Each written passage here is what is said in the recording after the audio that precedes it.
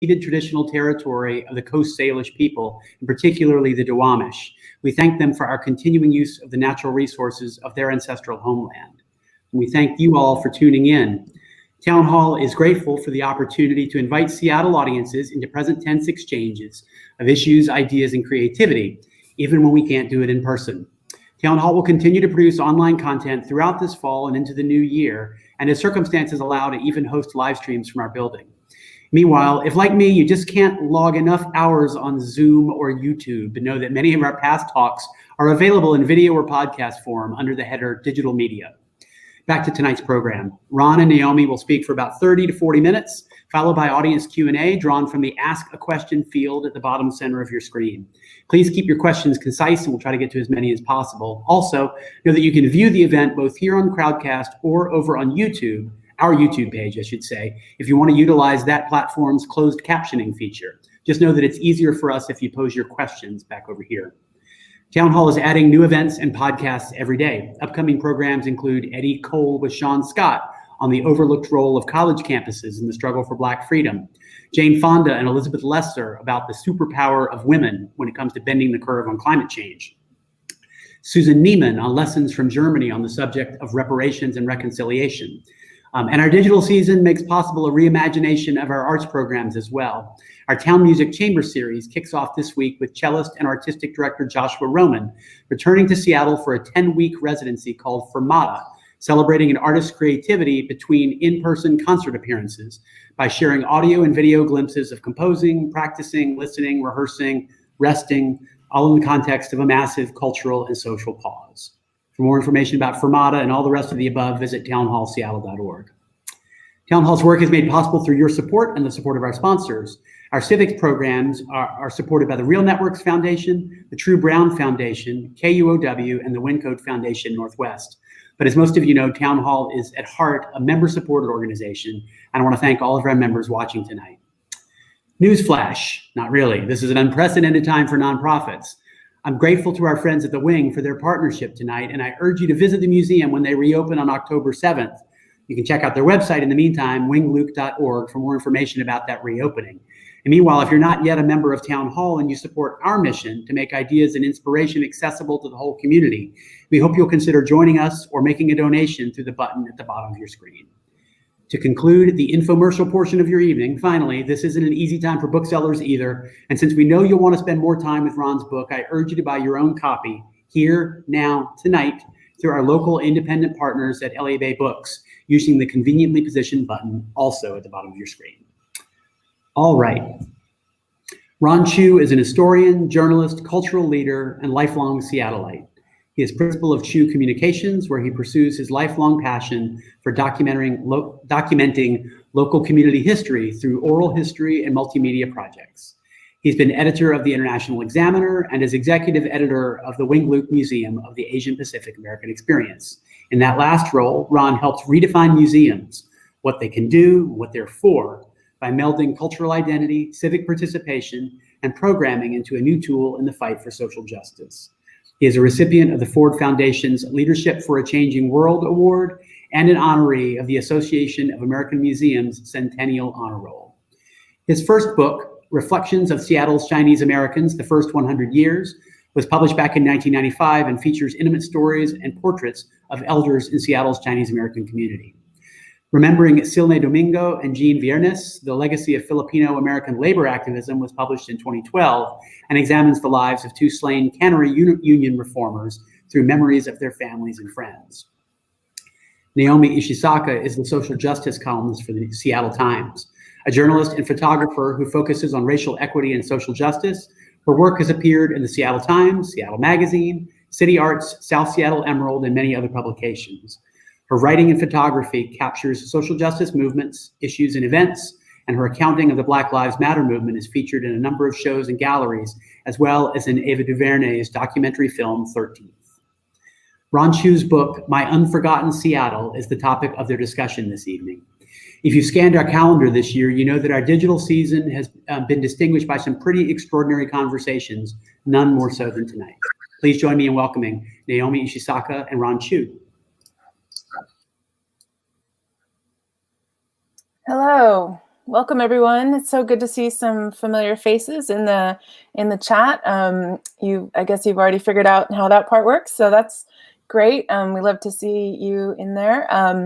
And I guess it's disabled, but you can put your questions in the Ask a Question button on the bottom of your screen, and I'll get to those toward the end of the conversation. But it's really great to be here. It was such a pleasure to read your book, Ron. I told you that it was like so many of the threads of my life that kind of were finally woven together into a piece of fabric that I could actually comprehend, which was really wonderful to see. There were so many aspects of it that touched on, my family, my life, my career, and there were a lot of parallels to the things that I've experienced. But I only knew some like little bits and pieces of a lot of the things growing up. And so reading this book really helped kind of put all those pieces together in a way that I really treasured. So thank you so much. It was really compelling and definitely a piece of history that everyone should be able to be a part of. Yeah, no, thank you for that. That was, I mean, from what you said, that actually means that I was successful, because my goal in writing the book was really to present and pull together threads of the lives of people I knew from my generation, and then to share that as some kind of cohesive whole in looking back, so that the generation that follows, which is your generation, my kids' generation, can make sense of what came before them. Yeah. To that point, one of the quotes that really stuck out for me from the book was the one toward the beginning of the book, which said, "Our history is built on the precarious foundation of what is remembered, acknowledged, and disclosed." And to me, that just spoke to so much of the work that you've done as a journalist and as a museum director, and in keeping these kinds of community stories alive. Could you talk a little bit about that and why that's important to your work? Well, in writing this huge book, which turned out to, by the way, to be much bigger of an animal than I originally envisioned, it's a 700-page book with lots of pictures to break up the text. I was really trying to sort of figure out the strands of how my life came together. And it really was at the core of my interest in people's stories and becoming a writer, becoming a journalist. So I think all along the way, I have a funny way of, my mind works in sort of I think a journalist kind of frame all the time. So I'm always, almost in a sense, taking notes in my brain and filing things away. Things that really impact me, and they stick in my brain. And so over the years, starting with the dream of being a journalist and eventually working as a community journalist for many years, I started accumulating stuff. And so I said, let's pull all these things together and see what I can share that might be of some value. As journalists, and Naomi, a lot of your work as a writer is really very intentional. It's about snapshotting things that might otherwise not be acknowledged to even have happened. And so the extent to which I can help fill some gaps gives a sense of accomplishment that you've done something valuable. You touched on this a little bit already, but could you just talk a little bit about the process of putting this book together? I mean, for those who haven't read it, it's quite epic. I mean, what's the first date that's mentioned? Probably early 1800s, right? To March of this year, or actually May of this year. Yeah. Can you talk about how you did that and what the process was, and when you even started thinking about doing this? Yeah, the book, the seed of the idea to do a memoir happened about a year after the murder of a good friend of mine, Donnie Chin, a medic in the Chinatown International District for many years. 2015, July, he was murdered killed in a crossfire between two rival gangs. About a year after his murder, there were a series of other deaths of folks of the generation preceding me. Folks like Charles E. Smith, Bob Santos, Ruth Wu, many others. They seemed to all, within a span of 2 years, a whole series of folks had passed away. And so with Bonnie's unresolved murder, and then these deaths lingering over me, I decided I should do a memoir. I should write about these people and the change they helped create in Seattle. And so that got me looking at my own life, which extends pretty far back. I started researching my family tree. My grandfather came in 1911 to Seattle and settled. And I think often, especially within communities of color, you don't have a real strong sense of where your place is, because a lot of it's also the exclusion laws and who is legal and who's not legal. But I persevered. I pieced together, did immigration research, went back to China, visited my father's village. So I traced things as far back as I could, and then began to reflect on what pieces of my life somehow connected to other people's lives, because we were all created in a community that was very tight-knit back before, in that pre-Amazon era.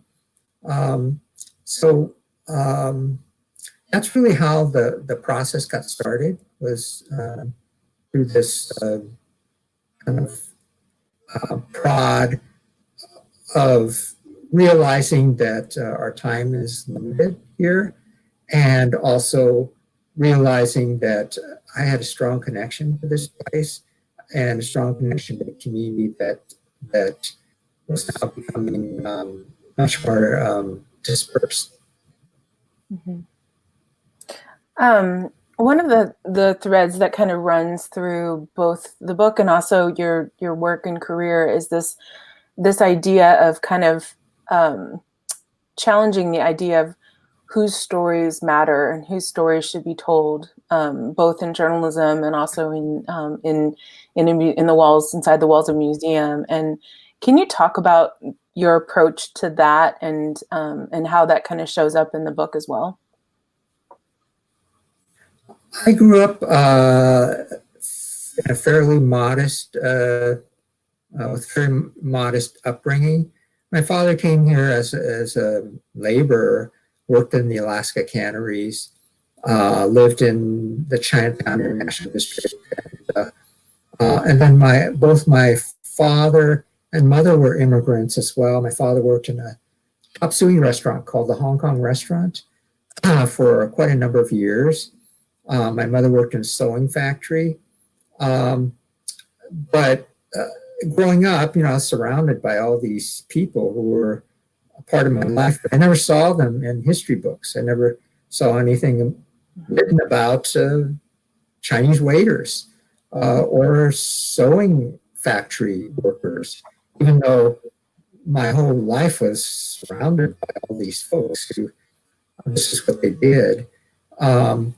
So from fairly early on, I realized, well, geez, these are the stories that matter to me. I don't see them anywhere, but if I'm going to become a writer, these are the things I want to write about. I remember when I was bussing tables at the restaurant, because that's what I did to earn money to go to college. And the first college-educated generation in my family, we were two or three generations. I remember listening to the waiters talk, about, and it was fascinating to hear them talk about the old days, but then also to realize that many of them were here illegally because of the Chinese exclusion law. And many of them had wives in China that they couldn't bring here because of the laws. And so, wanting to write about some of those things.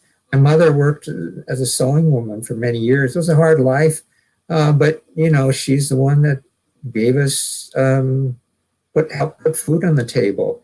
And so for them not to even exist in our historical record, to me seemed like it was really wrong. So I was in that generation, very idealistic generation, the civil rights era, the 70s. And Naomi, that was your father's generation. We wanted to create change, and we wanted to create some new voices. And so that's what led me to my career path. I think it was interesting, though, to see when you did that work in journalism, in writing, you told those stories through the Examiner and the other places that you wrote. And then when you started working in museums, it seems like you kind of encountered some of the similar resistance. But in this case, it was like, well, that's doesn't belong in a museum. Art, fancy Asian art belongs in a museum, not the story of a garment worker, right? And so you had to push through some of that resistance as well. Yeah, so I joined the Wingwood Museum in 1991 as executive director without really any museum background. So I came to it fairly fresh, of course, with the journalism background. And so I was interested in displaying stories, not necessarily objects and artifacts. Those would provide more a visual context. But I was interested in the core of the stories, the oral histories, and making that the centerpiece of the museum. I was also interested in bringing community elders and student activists and community leaders into the process of creating these exhibits. And when I initially entered the field, people thought I was a little bit of a nut, because I said, no. I mean, at that juncture, museums are built around the objects, the collection, the physical collection, and not oral histories. They were really more an afterthought if they were used. And they weren't focused on exhibits that looked at topics and issues here and now. They were always looking backwards at reconstructing something from the past and not seeing the connection to, so how is this relevant to today and here and now? So I think that was the fundamental change that I injected into profession, is this notion of community created exhibits based on oral histories as a centerpiece and not objects, and not looking at museums as simply static,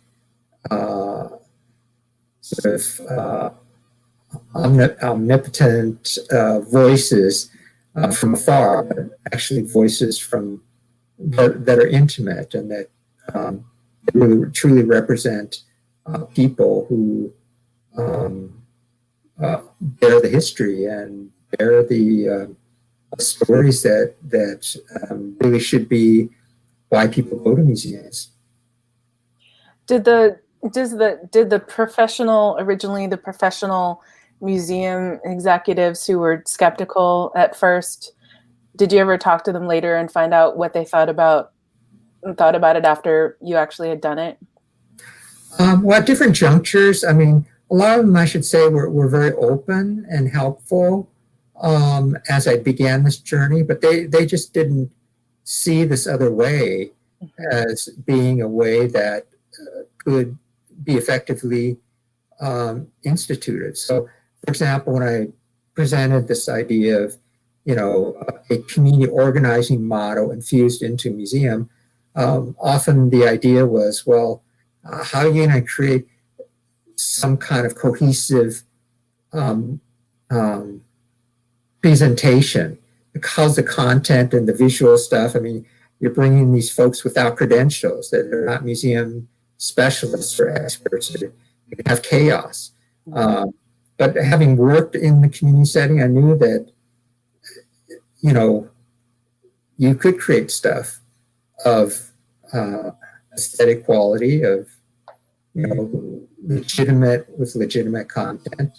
But it's working through the process. So they just weren't used to the process. You're used to hiring a subject expert on something, and you bring them in and they curate the exhibit.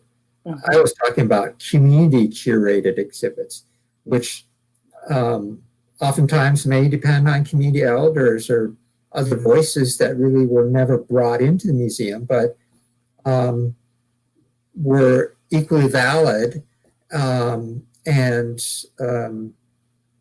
created oftentimes much more powerful stories than folks, one step removed. And I'll just quote you from the book on this point. In the book, you say museum professionals would do well to remind themselves that what they do is neither so arcane or so sacrosanct that ordinary people can't be lead participants. Yeah. Yeah. Well, there's a funny story that I'll share. We were creating an exhibit on the Japanese incarceration, connected with the 50-year anniversary of Executive Order 9066. And it was my first stab at a community curated exhibit. So I gathered a bunch of folks I'd worked with at the International Examiner, other community folks, like the Nisei, and Sansei, some Yonsei, and some Issei, actually. Anyway, I said, well, hey, let's create an exhibit. Got nothing to lose, because at the time when I was hired, there was no money. The museum was actually going broke. And so they said, well, how the heck do we do this, Ronald? I said, well, do you think I know? Let's just, let's figure it out. We've got, the stakes are kind of high, but then the expectations are very low. At one low point, one of the committee members was fretting about whether they could pull it off. And I mentioned this person named Sally. I said, well, really think about what's an exhibit. I mean, stick some pictures up on the wall, and what's the big deal? And everyone was so stressed out. My comment just made everybody laugh, because they started thinking about it, and it's like, well, I guess maybe we could do it. But oftentimes, there's these, somehow, again, as you quoted me, Naomi, people think, anybody could do an exhibit. I mean, I'm not trying to minimize, the value of experience as you develop, that expertise. But, I didn't have any museum experience, and I was able to do some things. Sometimes it's often better to go in without preconceptions. You can't do anything, because otherwise you talk yourself out of doing it. Yeah, I mean, I don't know anything about museums either, but I worked a little bit with the folks who put together the Asian American Women Activists exhibit, which happened right before COVID at the Wing Luke. And it really struck me through that process that it was so much like journalism, Yeah. It's like research, finding subject matter experts to interview, collecting visuals to go along with it. It was a very similar process. And I was like, oh, I could totally see like how you could make that transition, Well, and that, people often ask, well, God, you had a very strange kind of progression from, journalism to museums. And of course, now I'm in healthcare, but I mentioned a lot of this is all the same stuff, particularly as it relates to the transition from journalism to museums. It's really about the same thing, gathering people's stories, offering perspective, present it in a way that the public can grasp and be moved by and come to understand an issue. It's very, very basic. Mm-hmm. I just want to take a minute to remind the audience that you can start putting your questions in at the bottom. I can see those when you put them in, and then I can kind of help try to sort them out, and folks can also vote them once they're written. So please do that as we go along and not at the very last second, because it'll be easier for me to kind of sort them out as we keep talking. Okay, so shifting gears a little bit, I wanted to talk to you a little bit about your experience at the UW Daily and the discrimination complaint you filed, and just kind of reflecting back on that time.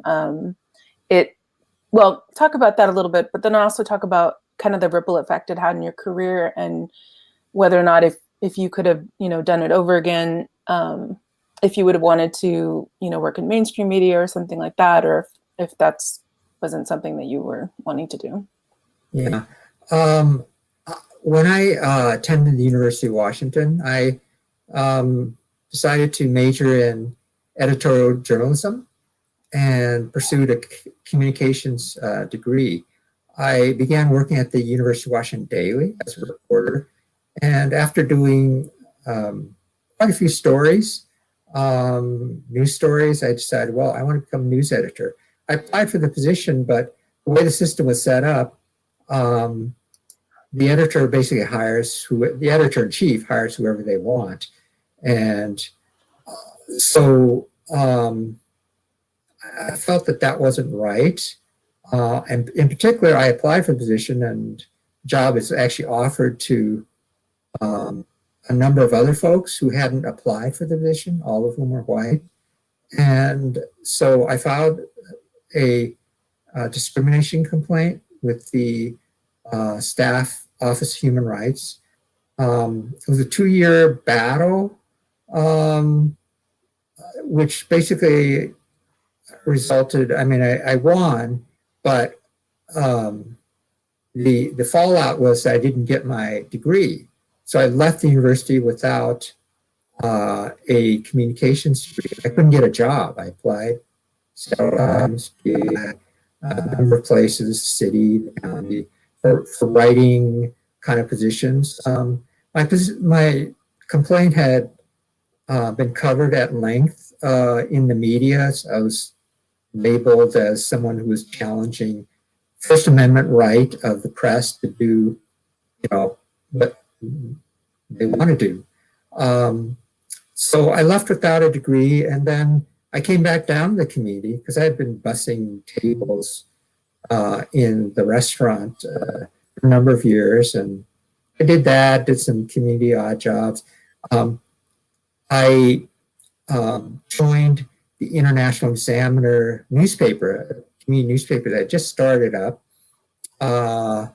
and began working there and just stayed in the community, pursuing my love of journalism there. Never made any money because, like a lot of these community papers at that time, and I'm sure you know how that is, we do it for the love of the work and not because making money. So I stayed in the community for years and years. I never actually even spoke about my discrimination complaint for years and years as well, because I didn't want to look backwards.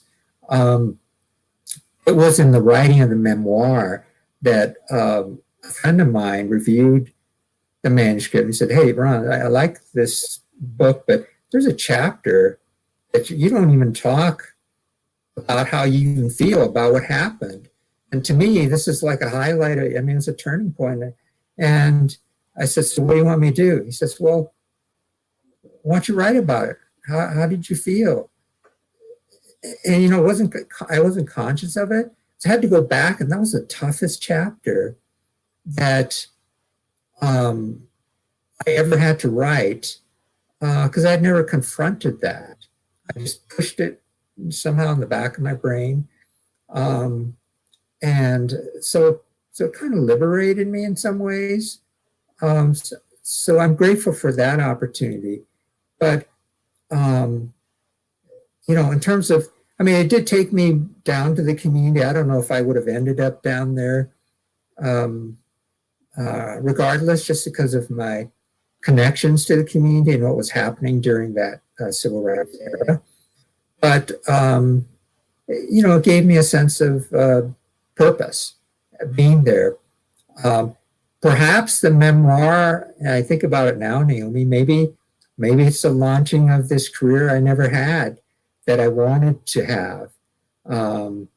If I've got a few more years, I'd love to do some more writing, because, and you know this too, Naomi, when you're running your magazine, you're at a publication, but do you really write? You're busy, selling ads, editing stuff, doing layouts and raising money and stuff. So,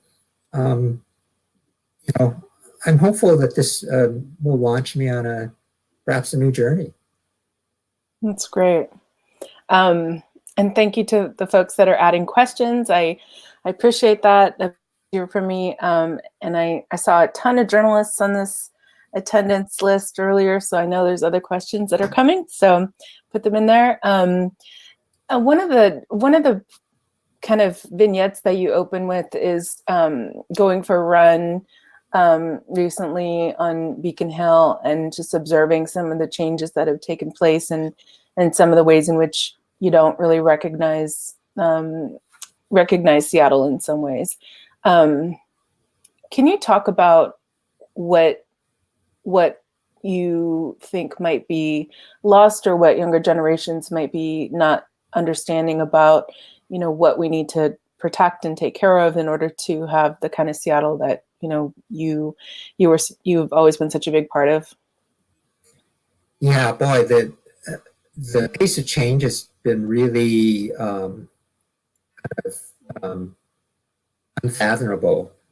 That pre-Amazon development era, it was really more a small town. And I try to describe some of that in that era I grew up in, where, you essentially knew everybody in the neighborhoods. Now, it wasn't an ideal world, so very segregated as well, but there was a sense of comfort in having that level of intimacy. I think the loss of intimacy and just the pace, to me, is troubling. We often tend to forget our history and tend to forget that sometimes creating social change requires an extended effort, and then to build on the efforts of those who came before us. But of course, if you don't know who came before you, then how do you build on it? So I was hoping to fill some pieces of the void there. I was also trying to, I think, show that change is possible and has happened. We still have a hell of a long way to go, but I was inspired by the efforts of Larry Gossett and Berto Maestas and Bob Santos and Bernie Whitebear,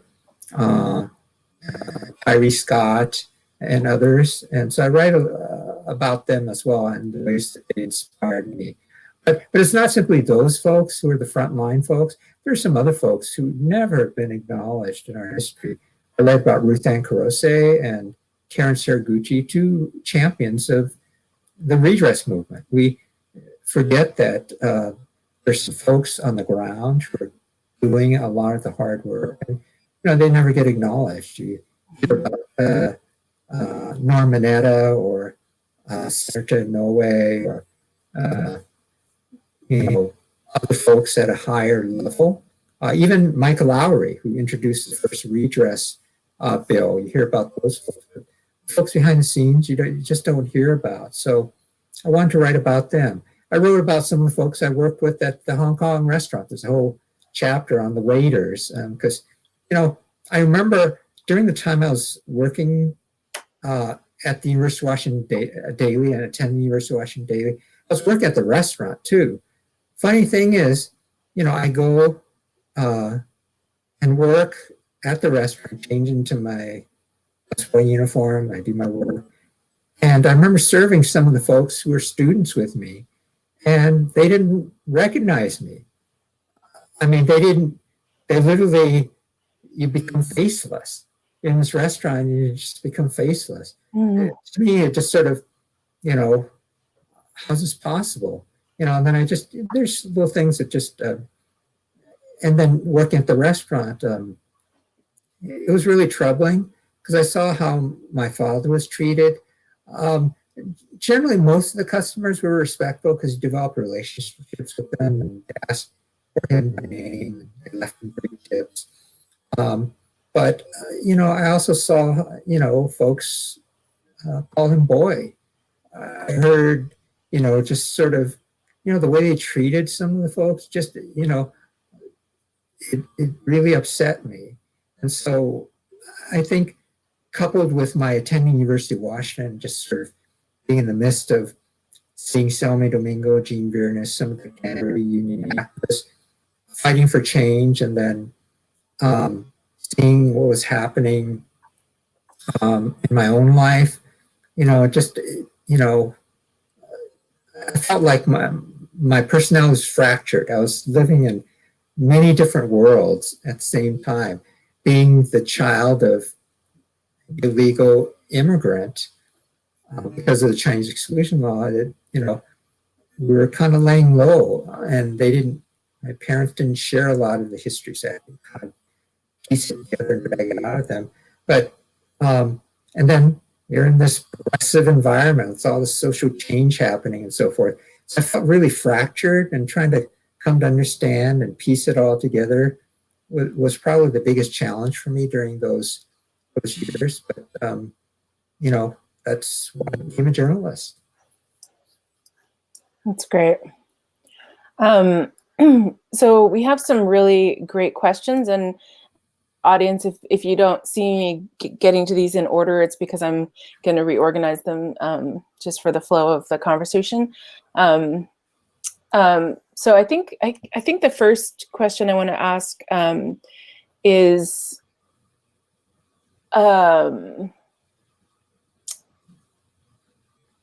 let's see. The first question I want to ask is, what were some of the hurdles that you faced getting a diverse Asian American community to support the museum and all the different, groups that are encompassing that? Yeah, that was a hard campaign. It was a $23 million campaign, $23.2 million campaign. I initially had proposed the idea of a $30 million campaign. My board thought I was nuts.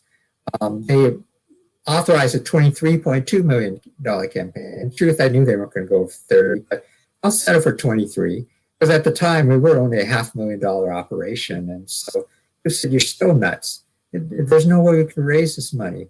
But, I had faith because we had developed good relationships with folks we worked with on these community-based, community organizing exhibits.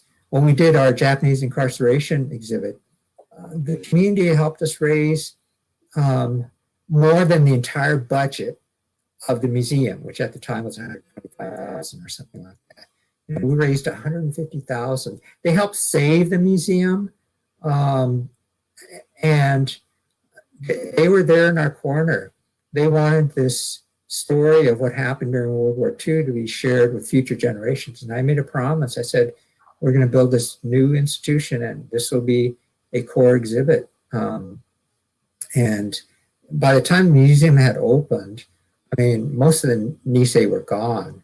But, I remembered what they contributed to the institution, and I had faith that they would help carry us over the finish line. In the same way, we had built relationships with the Sikh community, with the Chinese American community through a Chinese oral history project I had done, and many, many other communities. And I felt if we can piece those constituencies together, then we have enough of a basis to raise the money to make this happen. A capital campaign is always a leap of faith, but I felt that it was worth trying. And I've always been one to not shy away from challenges. I felt, well, if it's worth doing, then it's worth doing. And if you fail, you don't really fail. You achieve whatever was achievable, and that's not a failure.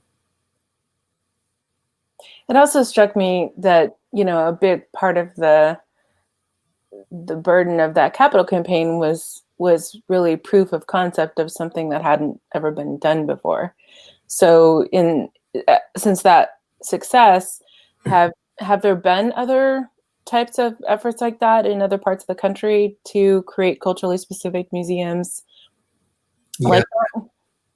Yeah, to a certain extent, the Winged Museum is kind of unique in terms of its Pan-Asian, Pacific Islander kind of framework, but other ethnic-specific institutions have made efforts to do similar kind of diverse institution building. It's really what slice you want to tackle. It's a very hard work, I'll say that, because it does require an ability to develop relationships that matter. So, I've seen a lot of mainstream institutions, for example, they create these minority advisory committees and so forth, and they're not really tasked with real decision-making powers. I felt that the key was really letting people in from the ground, from the beginning phase, to let them help in the decision-making, to let them help chart the course. Then people are invested. So when we did that with our exhibits and with the planning of the new museum, people really felt, well, hey, this is Ron's project. This is our project. We don't want this thing to fail. It's not about letting Ron dangle out there in the middle of nowhere without a life raft. It's like we're all in this together. So, these collective efforts have incredible power, and it's museums untethering themselves from this notion that it's this hierarchical thing when you organize. I had the privilege of, when I was at the museum, being able to travel a little bit to some other institutions around the country based in communities of color, arts institutions, community centers, other small museums, and I saw amazing things happening. Again, you don't really hear about, and I drew inspiration from the work that was happening in those places as well. That's great. So next question is, what do you see as the biggest change in the International District pre-1980 and the biggest change since? And that's from Stan Shikuma. Oh boy. The more the things change, the more they stay the same in some respects. We still have incredible issues of poverty. You have equity issues. You have, all the, health-related issues. Just a whole range of stuff. That was present, we had these rundown hotels without electricity and refrigeration and so forth. In that early era in which I experienced the community, you still have issues of, pretty intense poverty in the core of that neighborhood. Business failures, we had lots of them. We still have lots of them. And in this COVID-19 era, obviously, a lot of the business community is shut down. And how does it reopen? I mean, I think there's an incredible sense of uncertainty right now. Some of the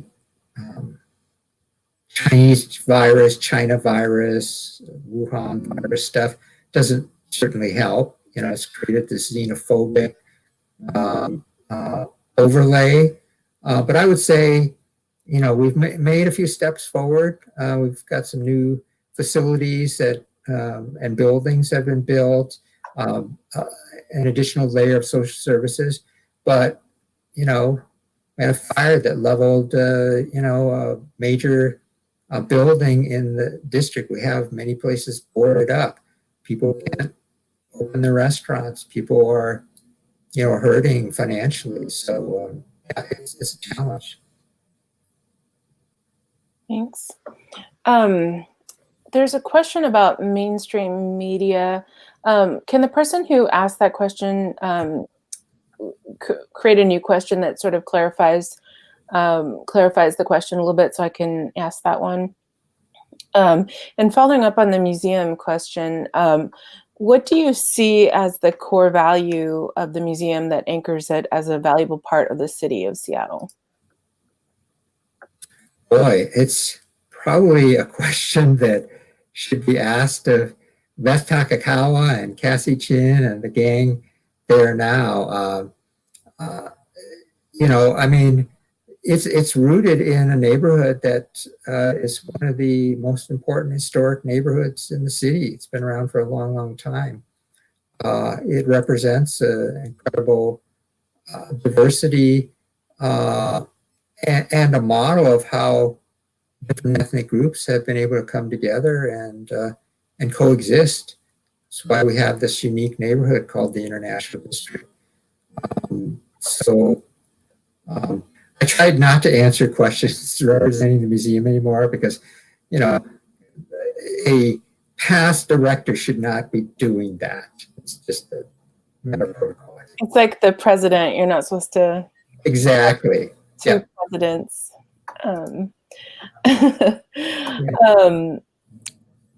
So the next question is, as a longtime Seattleite who's seen a lot of big changes, are there ways that you'd like to see newcomers give back to the city?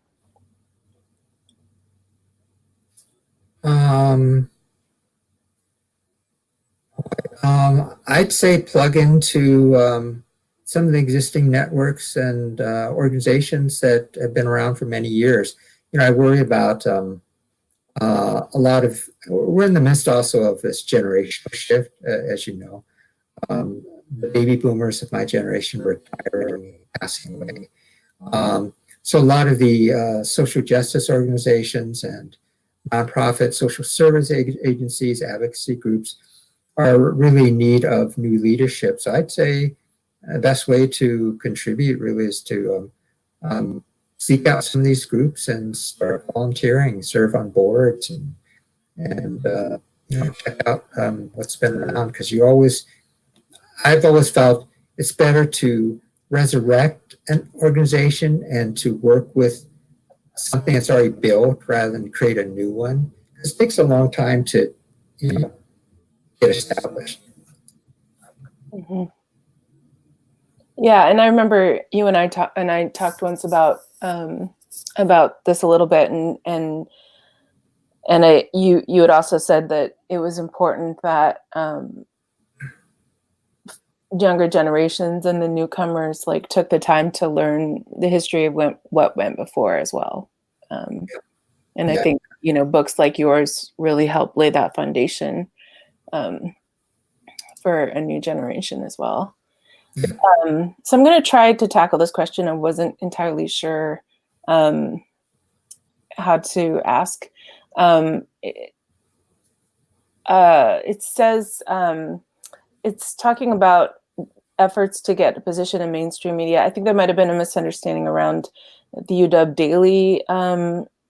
Daily discrimination complaint. But the question is, how do you interpret being Chinese American affecting your not being selected for those jobs? Well, just in the context of my particular situation, I can't say with any certainty why I wasn't hired for the job that I applied for at the UW Daily. I just knew I wasn't interviewed for the job, and the job had been offered to, I believe, 4 or 5 other individuals who had not applied for the position, all of whom were white. And so there was something screwy with the process, which is why I filed the complaint. And then the human rights investigation found that absent job descriptions, process of interviews, affirmative action, hiring, firing guidelines, all the basic stuff, it set up a situation where discrimination occurred. And so after 2 years, they offered me a settlement and instituted those basic measures. But by that time, again, I had been labeled a troublemaker. I couldn't get my degree.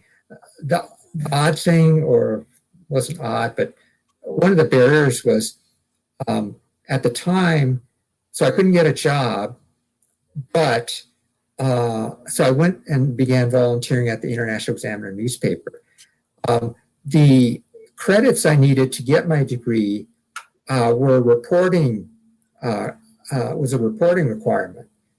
So I could go and volunteer at a shopping news or one of the designated approved newspapers and get those credits and get my degree.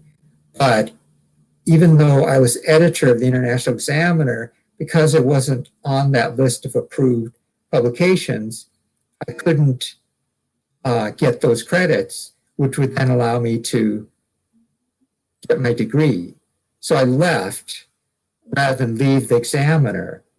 And I never looked back. I said, well, I'm not leaving the Examiner because I found a home there. So, but then where would I go? You see, because nobody's going to hire me.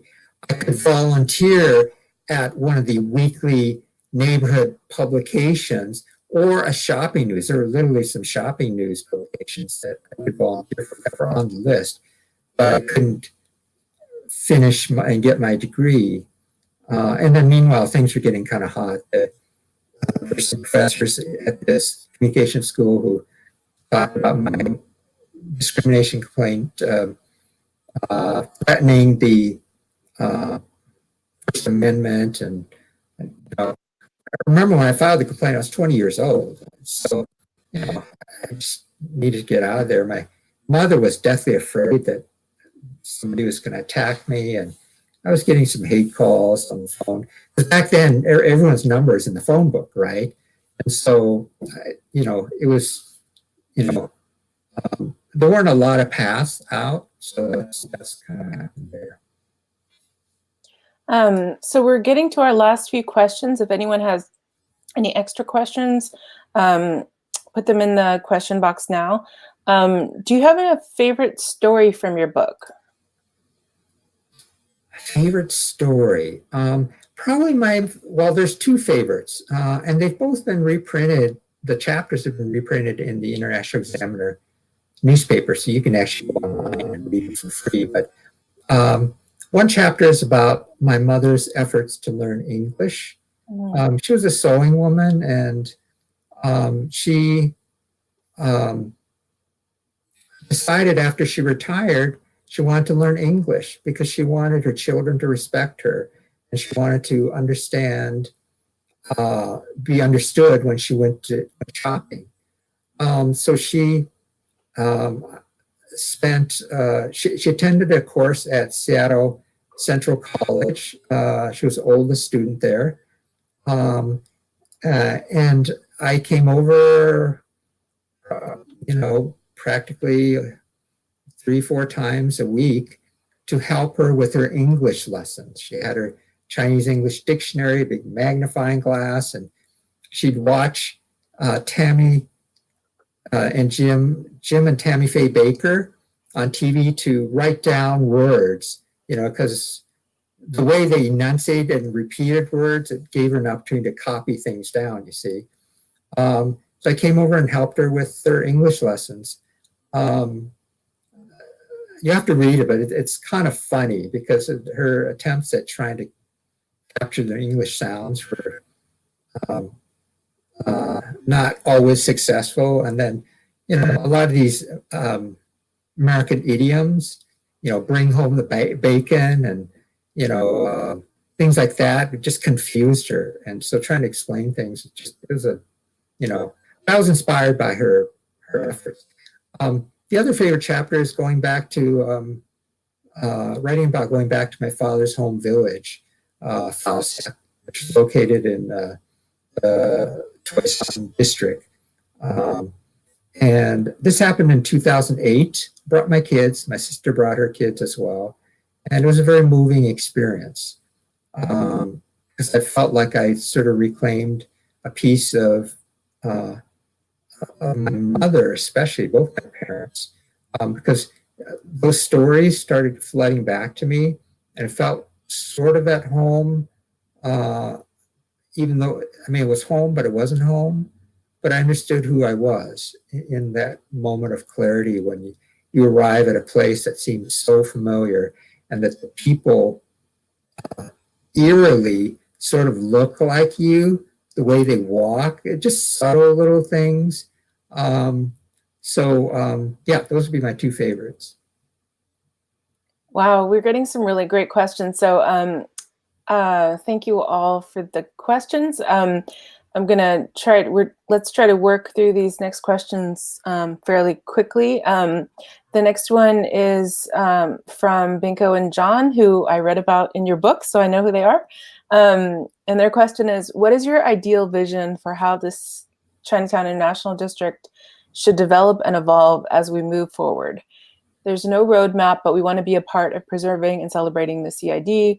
There's so many pressures to develop the CID.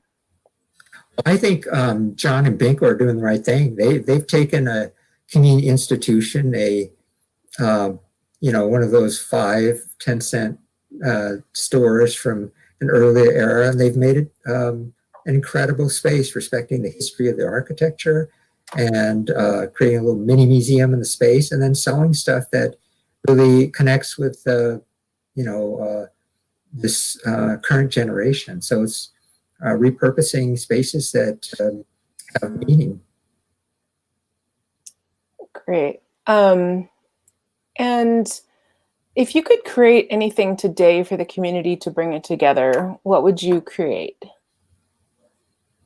I don't think there's any one kind of thing, Naomi. I think it's really, sharing the history, whether as mentors or informally or through memoirs like this, letting people understand context. It doesn't have to be a memoir. It could be, there's other media formats that are less than 700 pages. But I think that really would be, an appropriate vehicle.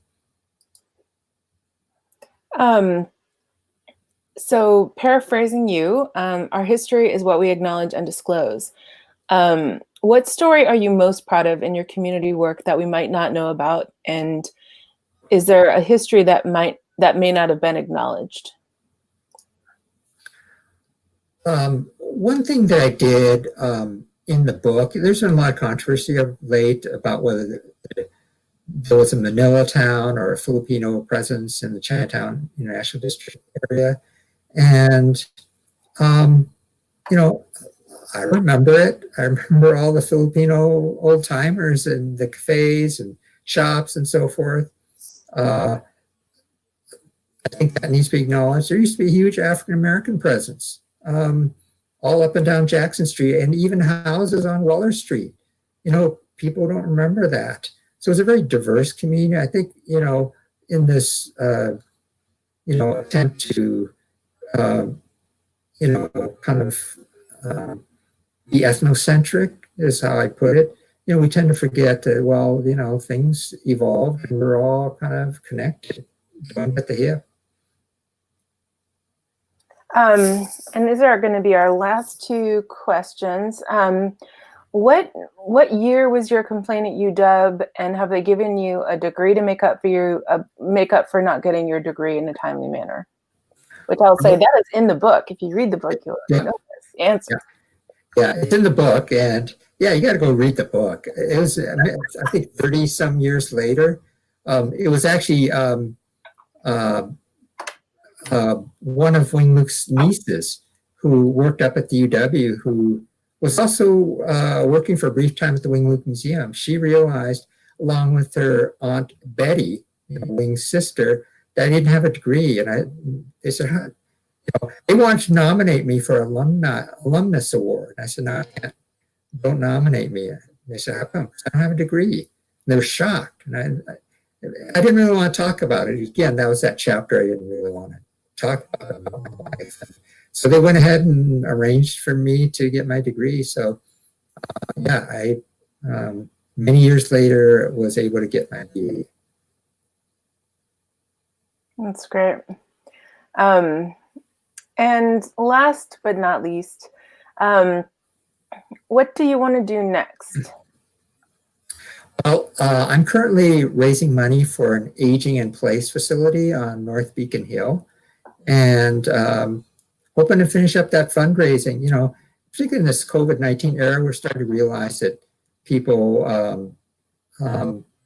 would rather would like to have options to being institutionalized when they become more frail. And so I'm hoping to finish that up in the next few years. And then I want to write. That's my last goal, is to write. I'm a writer. That's great.